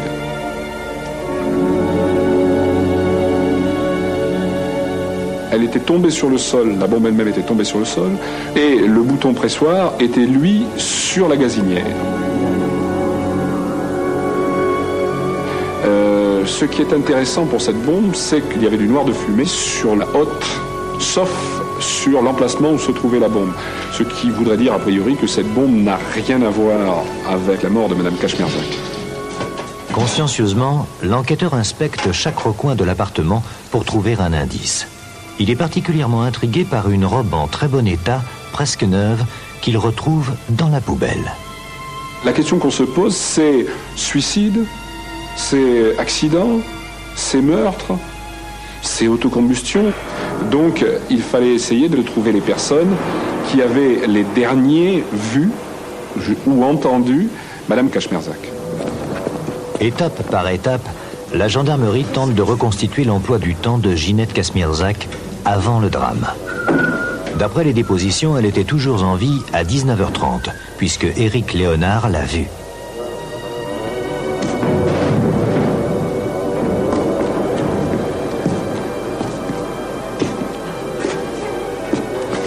Qui est là? Oui? Bonsoir madame. Qu'est-ce que c'est? Alain est là? Non, il est à Nancy. Je pensais que... Non. Demain, il rentre demain. D'accord. Bon. Les témoins ont aussi donné quelques indications sur les habitudes et la personnalité de la victime. Elle avait très peur des insectes et utilisait fréquemment des bombes insecticides.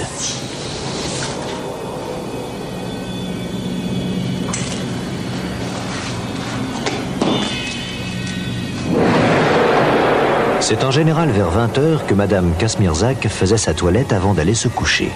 Et pourtant, ce soir-là, elle va bizarrement changer ses habitudes. Elle va jeter sa robe neuve dans la poubelle, puis s'habiller comme si elle devait recevoir une visite ou sortir.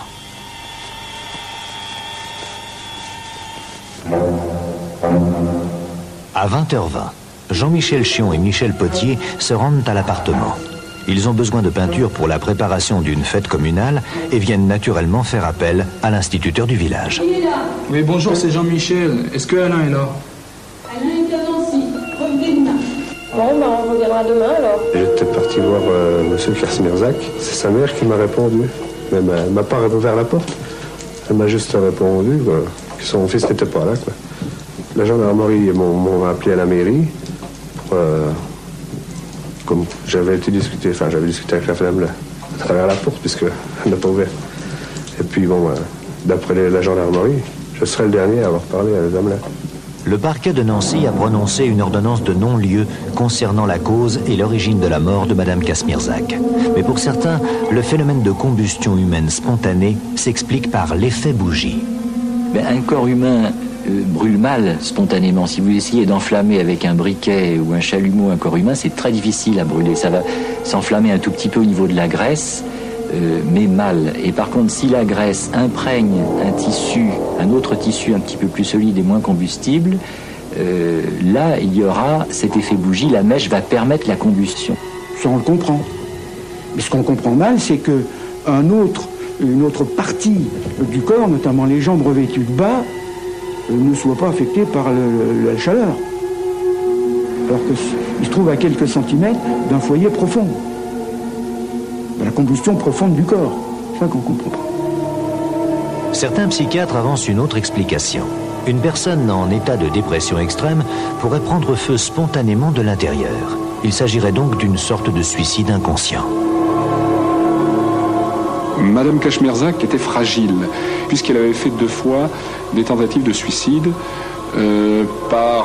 notamment par le gaz. Les spécialistes sont divisés. Effet bougie, suicide psychique, l'autocombustion humaine demeure aujourd'hui encore un mystère. Bien, ce qu'on vient de voir est absolument terrifiant, ça fait même très très peur.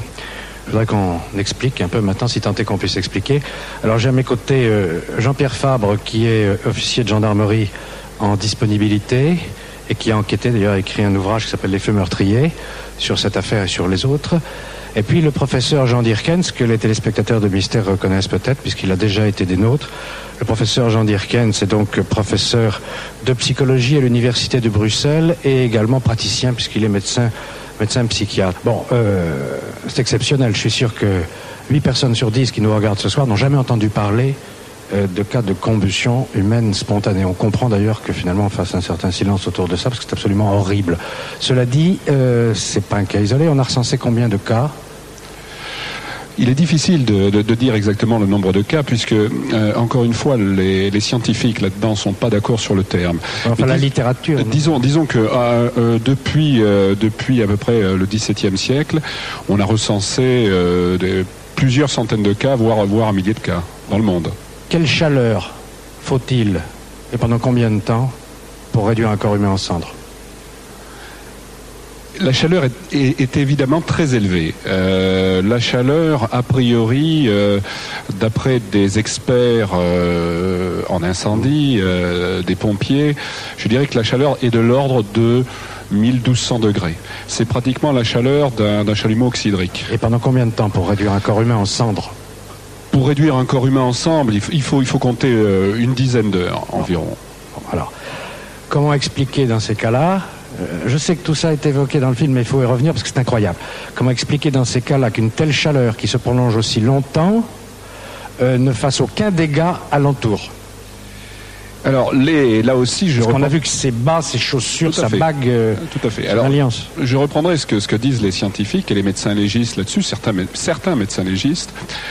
Le corps humain brûlerait un petit peu comme brûle une bougie. Oui, mais cet effet bougie, enfin oui. Voilà, c'est l'effet bougie, c'est-à-dire que la graisse elle-même brûle très lentement et elle brûle dans une circonférence très très restreinte, et c'est ça qui créerait en fin de compte, c'est cette chaleur concentrée, forte mais concentrée, qui serait le fondement de ce type de cas.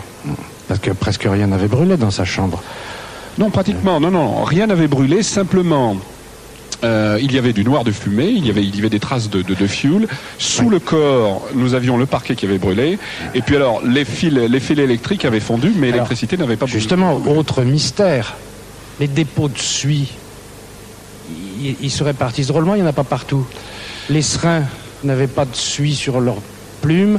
Les chaussures de Madame Kazmierzak étaient encore blanches, impeccables. La suie ne s'était pas déposée partout. C'est curieux. Oui, c'est curieux. Si c'était pas curieux, je dirais que ce n'est pas un mystère. Et c'est vrai que c'en est un. Il y a d'autres mystères d'ailleurs dans cette affaire. Pourquoi, par exemple, les bas n'avaient pas bougé alors qu'on a vu tout à l'heure que la température est considérable. Vous imaginez des bas de nylon avec la température équivalente à celle d'un chalumeau qui brûle le thorax, le tronc, une partie du bassin, et les bas de nylon ne brûlent pas. Ça défie le bon sens. C'est vrai, c'est un des mystères, encore une fois, et il ne faut pas oublier non plus qu'il y avait un bras qui était totalement intact, le bras droit intact, et là aussi c'était très net et très tranché.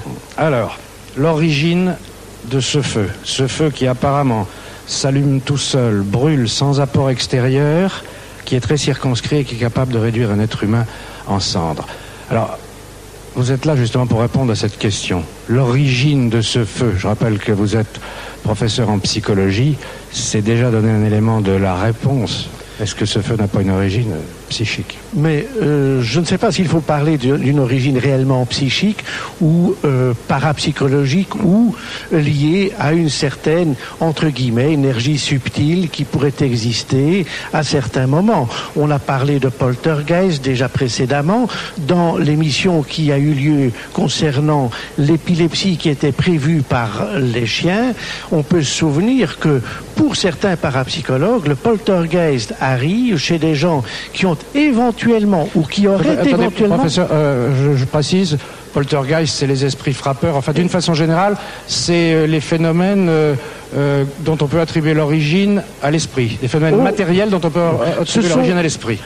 À l'esprit, ou tout au moins à quelque chose qui n'est pas matériel. Ce sont des objets qui se déplacent, qui se cassent, des armoires qui se déplacent. Et quelquefois des objets qui flambent.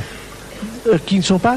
Et quelquefois des objets qui flambent. Et parfois des objets qui flambent, exactement. Ou parfois des barres qui se courbent également. Vous avez vu, vous, des combustions spontanées, mais pas humaines, hein, des combustions spontanées d'objets? Alors, je ne les ai pas vues au moment où elles se faisaient, mais je les ai vues par après, oui. Et comme toujours, dans ces phénomènes de poltergeist, dans ces esprits un peu farceurs, comme on les appelle, la combustion se fait au moment où on quitte l'objet des yeux. La personne passe dans le couloir et le mur est absolument intact. 2 secondes après, la combustion se fait. Il y a des cas où plusieurs policiers étaient dans la maison elle-même, et un cas célèbre où un policier prend un calendrier, met la punaise au mur, il se retourne et ce calendrier commence à flamber. Dans la plupart des cas, et Jean-Pierre Fabre pouvait peut-être nous le confirmer, on a quand même affaire à des profils psychologiques assez particuliers, hein. Oui, généralement ce sont des personnes âgées et des personnes seules. Souvent ce sont même des personnes qui, je dirais, sont un petit peu des asociaux, des gens qui sont un petit peu des marginaux, dus à un problème affectif. Par exemple, on l'a vu pour Madame Kazmierzak, qui était une personne qui avait perdu son mari et qui s'en était très mal remise. Ou alors aussi des gens, par exemple, comme des apatrides ou des gens venant de pays étrangers, peut-être ayant eu du mal à s'adapter en France. Et c'est vrai que dans les derniers cas que j'ai recensés, il y a un certain nombre de gens de cette catégorie-là. Je voudrais qu'on termine quand même, c'est tellement terrifiant ce qu'on vient de voir, je voudrais qu'on termine quand même par rassurer ceux peut-être qui pourraient légitimement s'inquiéter, parce que statistiquement, c'est un cas sur plusieurs milliards, non? Oh, je pense que c'est extrêmement rare. Vraiment un sujet exceptionnel. Quand on parle de plusieurs centaines de cas, je pense que c'est beaucoup moins. On croit parfois qu'il y a des combustions spontanées, c'est simplement un accident, une cigarette qui est tombée, quelque chose de cet ordre. Je crois qu'il y a extrêmement peu de cas bien suivis à ce niveau-là, et par conséquent, il ne faut pas s'inquiéter outre mesure. Merci Jean-Pierre Richard, professeur d'Irkens. La suite de Mystère tout de suite.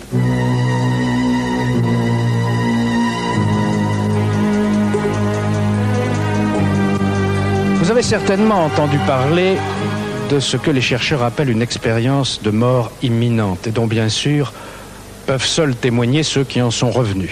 Vous savez, ce phénomène de décorporation, de traversée d'un long tunnel avec au bout une lumière, et ce sentiment, paraît-il, de paix absolument ineffable qu'ont vécu tous ceux qui ont pu témoigner sur cette expérience. Beaucoup de livres ont été écrits sur ce phénomène. Voici le dernier. Et ce livre, devinez qui l'a écrit, c'est notre ami Laurent Cabrol des Marches de la Gloire. Et pourquoi? Eh bien parce que Laurent, quand il était enfant, a connu une telle expérience. Pour ce livre, il a rencontré des dizaines et des dizaines de personnes, et parmi ces personnes, Madame Bianchi, un nom qui vous dit peut-être quelque chose, dont voici l'aventure aux portes de la mort. Nous sommes le 20 octobre 1980 dans la banlieue parisienne. Monsieur et Madame Bianchi viennent de dîner avec des amis au restaurant. Ils vont raccompagner Pascal, un ami de leur fils, qui habite près de chez eux.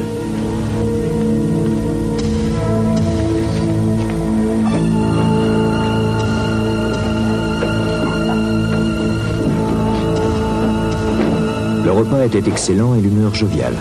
Les Bianchi sont ravis de l'agréable soirée qu'ils viennent de passer.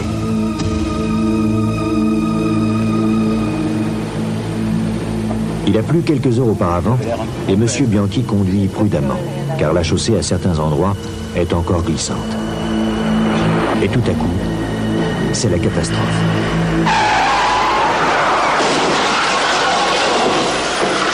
Pascal, qui était assis à l'arrière, n'est pas blessé. Il va pouvoir sortir de la voiture. M. Bianchi semble inconscient. Ce que j'ai pensé, moi, c'est sortir de la voiture surtout, puis sortir les occupants. Alors j'ai sorti Madame Bianchi, puis après j'ai essayé d'aller voir le monsieur Bianchi, le conducteur. Puis là je voyais qu'il n'y avait rien à faire, il était carrément entouré de tôle. C'était dur à supporter, ça me faisait mal intérieurement. Surtout on ne savait pas s'il allait vivre après ça, ou vu dans l'état où j'avais trouvé. Heureusement, l'accident est survenu à quelques centaines de mètres d'une gendarmerie près de laquelle stationnait un véhicule du SAMU. Quelques minutes à peine après l'accident, les secouristes sont sur les lieux.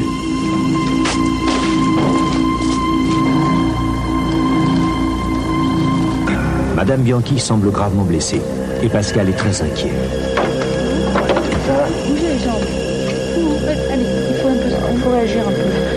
Bougez cette main, il faut réagir un peu. Peu de temps après, il y a le SAMU, les pompiers, les gendarmes qui sont arrivés. Madame Bianchi a parlé un petit peu. Puis c'était très vite en fin de compte. J'ai pas eu le temps de voir l'état dans lequel elle était. Ouvrez les yeux. Madame Bianchi est emmenée en ambulance et c'est sur le chemin de l'hôpital qu'elle va vivre une expérience extraordinaire. Un voyage fantastique. Serrez-moi la main là. Serrez-moi la main.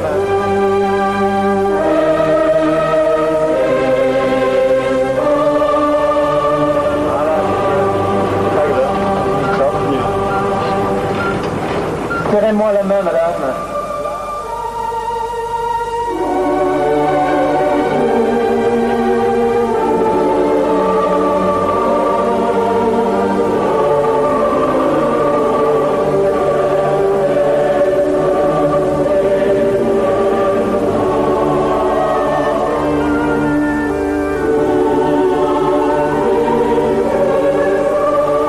Il y avait une grande clarté, mais pas une lumière telle qu'on l'entend au point de vue lampe, éclairage, etc. C'était plutôt comme un brouillard lumineux. Je ne peux pas vous dire s'il avançait sur moi ou si c'est moi qui avançais sur lui, je ne peux pas vous dire. Je n'ai vu personne, j'avais l'impression de ne pas avoir de corps, et pourtant j'avais un sentiment, je ressentais quelque chose. La sensation, c'est d'être très léger, dans un bien-être total, une quiétude extraordinaire. C'était pas dans mon corps que j'étais bien, puisque je le ressentais pas. C'était dans mon esprit cette tranquillité, et puis cette légèreté. Je regrette de ne pas pouvoir mieux vous l'expliquer. Mais franchement, je regrette parce que j'aimerais vous faire partager. Et je peux pas. À l'instant où j'ai repris conscience dans le couloir de l'hôpital, je sais que je me suis dit, il faut tout recommencer. J'ai eu la sensation d'avoir vu quelque chose sans l'expliquer. Je ne me le suis pas expliqué, puis je n'ai pas cherché d'explication. C'est resté quelque chose de mystérieux, puis quelque chose qui m'était très intime en fait. J'ai pas voulu en parler, je n'en ai parlé à personne. Je ne voulais pas qu'on me prenne pour quelqu'un de fou, mais après, la vision de la mort change d'aspect. Je ne la crains pas. Pendant ce temps-là, Les pompiers tentent de dégager M. Bianchi de l'amas de tôle dont il est prisonnier. Il est inconscient, sa vie est en danger.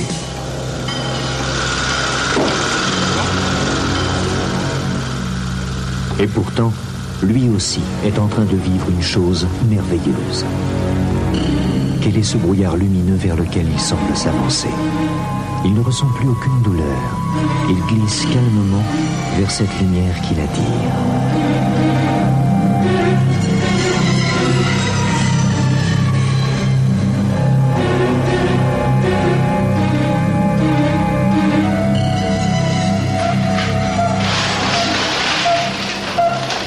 Je ne me souviens pratiquement de rien.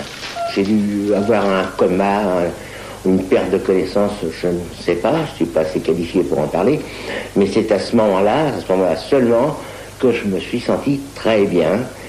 Ensuite, quand on m'a emmené à l'hôpital, j'avais l'impression de voler au-dessus des gens. Je voyais quelqu'un qu'on opérait, mais je ne peux pas dire que c'était moi. Ça a duré, je ne sais pas, disons 15-20 secondes de voir toutes ces personnes autour de cette personne que je n'ai pas reconnue en fait. Je me suis évadé, disons, pratiquement du corps pour partir. J'étais très très bien. Alors, je me voyais dans un tunnel, dans une grande voûte, quelque chose comme ça. La sensation, c'est comme les parachutistes qui ont les jambes et les bras écartés. Et je volais vers une espèce de lumière intense, diffuse et complète. Et je me sentais bien. Je me sentais léger et je me sentais très très bien. Parce que je pensais que ce bout de tunnel allait m'amener voir mon fils que j'avais perdu il y a quelque temps. Et je pensais que j'allais vers lui. Mais je vous assure, on est très très très très très bien. Sincèrement, j'ai pas l'impression d'avoir rêvé. C'est une sensation que j'ai ressentie profondément. C'était vous, ça. Vous vous sentez léger, bien. Je ne sais pas. Je ne peux pas l'expliquer. Ce qui est incroyable, c'est que M. et Mme Bianchi ne sont pas les seuls à avoir vécu cette merveilleuse expérience au seuil de la mort. Des centaines de personnes ont fait et décrit un voyage identique. Les époux Bianchi ont vécu une sortie du corps, le passage dans un tunnel, la perception d'une lumière, la présence, la vibration de cette lumière. Ceci, ce sont les caractéristiques les plus communes et je pourrais dire essentielles de l'expérience au seuil de la mort. Tout comme M. Bianchi, un nombre important de personnes sont sorties de leur corps, sont allées la plupart du temps au plafond et observent ce qui se passe dans l'environnement immédiat, c'est-à-dire la salle de réanimation. Devant la multitude des témoignages, le corps médical commence à s'intéresser à ce mystère.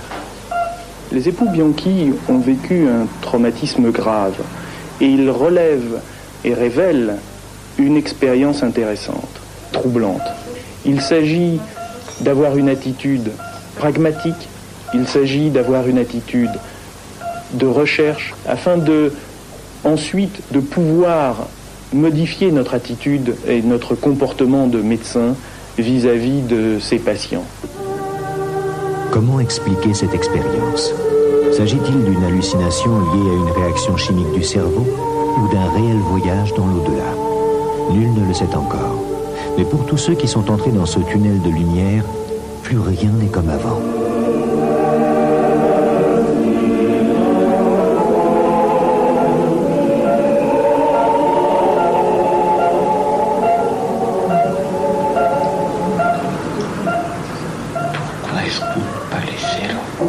Au moment où je me suis réveillé, j'étais donc en réanimation. Je n'étais pas tellement content en fait. Et j'ai même dit, je crois c'était la surveillante, j'ai dit vous auriez dû me laisser où j'étais tellement bien que vous auriez dû me laisser où j'étais. C'est difficile à expliquer avec des mots de tous les jours parce que c'est une sensation que l'on n'éprouve pas, j'allais dire, ici, dans notre environnement. C'est un bien-être extraordinaire, on se sent très léger et excessivement bien, mais vraiment très très très bien. 3 mois après ce terrible accident, accompagnée d'un ami, Madame Bianchi, qui se remet lentement de ses blessures, rend visite à son mari qui est encore en rééducation. Tiens, voilà votre femme. Madame Bianchi est inquiète. L'état de son mari demeure incertain et chaque fois qu'elle pénètre dans cette salle, elle revoit l'accident.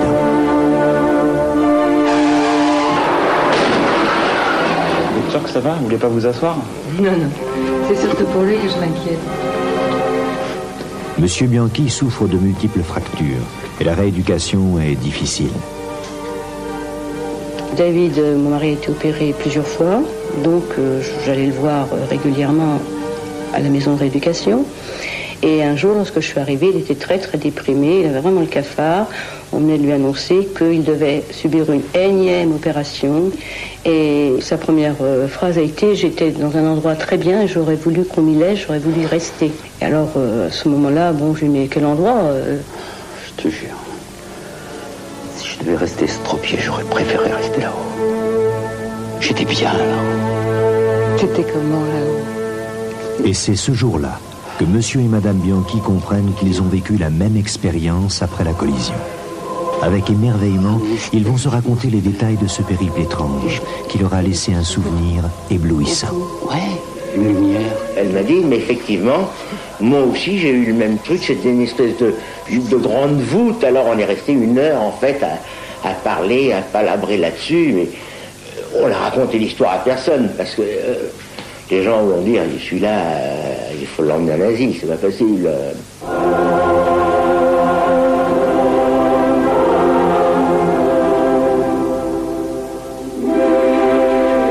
Tout à fait par hasard, il y a peut-être un mois, j'ai appris que nous n'étions pas les seuls. Au contraire, il y avait pas mal de gens. Et que ce sentiment, ces sensations que je croyais qui nous étaient très très personnelles et qui ne nous appartenaient qu'à nous, en fait, étaient partagées par beaucoup de gens. Et qu'à ce moment-là, ce n'était plus dévoiler quelque chose d'intime que d'en parler, puisqu'en fait, ça concernait pas mal de personnes. J'ai l'impression d'avoir fait un voyage qui arrivait aux limites, mais je ne suis pas passée de l'autre côté. Mais si la mort c'est ça, je signe demain.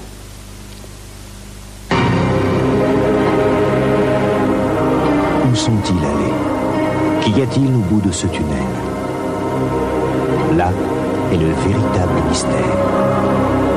Avant de se séparer, Marielle, la dernière page de Mystère, Bonsoir. Le journal de Mystère. Alors quoi de neuf, Marielle, dans l'actualité de l'étrange? Eh bien, on va commencer avec les vampires. C'est très à la mode cette année avec Dracula, et puis ça donne le frisson. Parfait. Est-ce que vous croyez aux vampires? Non, pas du tout. C'est la légende, on peut dormir tranquille, mais la légende s'est bien inspirée de quelque chose au départ. On tient peut-être la clé du mystère grâce à un chimiste américain qui s'est intéressé de près à une maladie génétique rare, la porphyrie. Et devinez ce qu'il a trouvé, les signes, les symptômes de cette maladie s'apparentent de façon troublante aux caractéristiques des vampires. C'est-à-dire qu'un quelqu'un qui souffre de la porphyrie, il a besoin de sang? Il a besoin de sang, effectivement. Le vampire, effectivement, boit du sang, se nourrit de sang. Eh bien, ces malades ont besoin d'injections de pigments rouges. Autre exemple, le soleil. Vous savez que les vampires ne vivent que la nuit. Eh bien, les malades ne supportent pas le soleil. Ça peut provoquer des lésions graves. La bouche se rétracte, les gencives aussi, et les dents ressortent. Ça fait penser à quelque chose.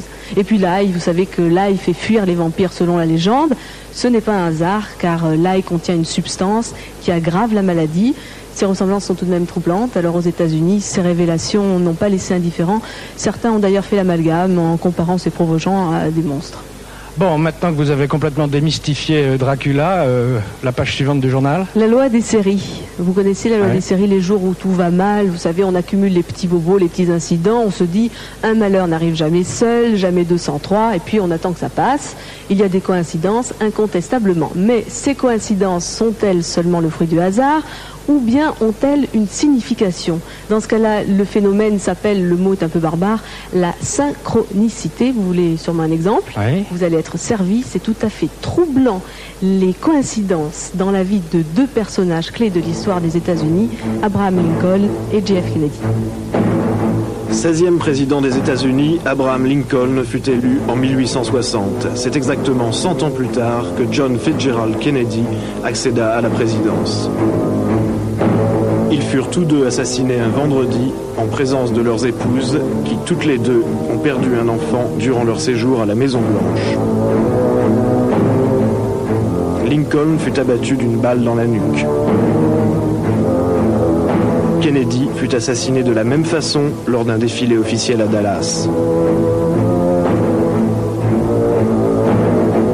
Son meurtrier, Lee Harvey Oswald, tira d'une fenêtre de l'entrepôt de la bibliothèque municipale. Il fut fut arrêté dans un ancien théâtre où il s'était réfugié. Lincoln fut tué dans un théâtre et son assassin, John Wilkes Booth, s'enfuit dans un entrepôt où la police le retrouva. Booth, l'assassin de Lincoln, est né en 1839. Oswald, l'assassin de Kennedy, est né en 1939. Les deux meurtriers ont été abattus avant d'être jugés. Refusant de se rendre, Booth fut tué par la police. Oswald fut assassiné par Jack Ruby lors de son transfert de prison. Les successeurs des deux présidents se nommaient tous deux Johnson. Andrew Johnson et Lyndon Johnson étaient originaires du sud des États-Unis. Tous deux étaient sénateurs du même parti démocrate. Tous deux sont morts 10 ans après leur accession à la présidence. Ils sont nés respectivement en 1808 et en 1908. La secrétaire du président Lincoln s'appelait Emily Kennedy. La secrétaire du président Kennedy se nommait Evelyn Lincoln. Une étude numérologique souligne d'autres coïncidences. Les noms des deux présidents comportent 7 lettres. Les noms de leurs successeurs comportent 13 lettres. Quant aux assassins, leurs noms comportent tous les deux 15 lettres. Un dernier détail insolite. La voiture dans laquelle Kennedy fut assassiné était une Lincoln décapotable. Alors là, effectivement, devant une telle quantité de coïncidences, ça devient peut-être difficile de parler de hasard. Quoi d'autre? Les voix des femmes se font plus graves. Ça veut dire qu'elles se masculinisent? Oui, c'est une façon de voir. En un demi-siècle, le changement de ton est considérable, si l'on en croit les travaux de chercheurs australiens. Alors, ils ont travaillé sur des voix de femmes de tous âges et de toutes catégories sociales. Le ton descend, devient plus grave, en fonction de l'évolution de la femme dans la société. Mais on sait pourquoi? Eh bien, écoutez, non, pas franchement. Mais enfin, une façon de voir les choses, c'est la voix des années 90, signe de maturité et d'autorité, pourquoi pas? Eh bien, messieurs, nous ne sommes pas sortis de l'auberge.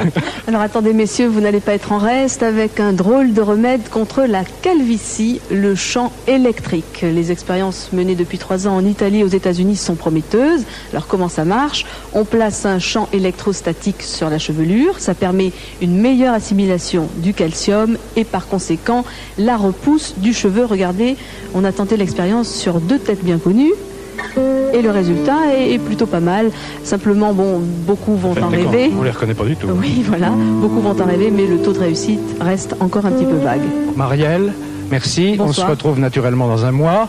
On vous retrouve, vous aussi, dans un mois pour Mystère. Mais attendez, j'ai encore 2 informations à vous donner. Si vous désirez assister à l'émission, 3615 code TF1. Et puis si vous avez des histoires étranges, extraordinaires, mystérieuses à nous adresser, vous les envoyez à l'adresse que vous voyez s'inscrire sur votre téléviseur. Boîte postale 2008 92 518 Boulogne-Cedex. Merci d'être resté avec nous et on se retrouve naturellement pour d'autres mystères dans un mois. Bonsoir.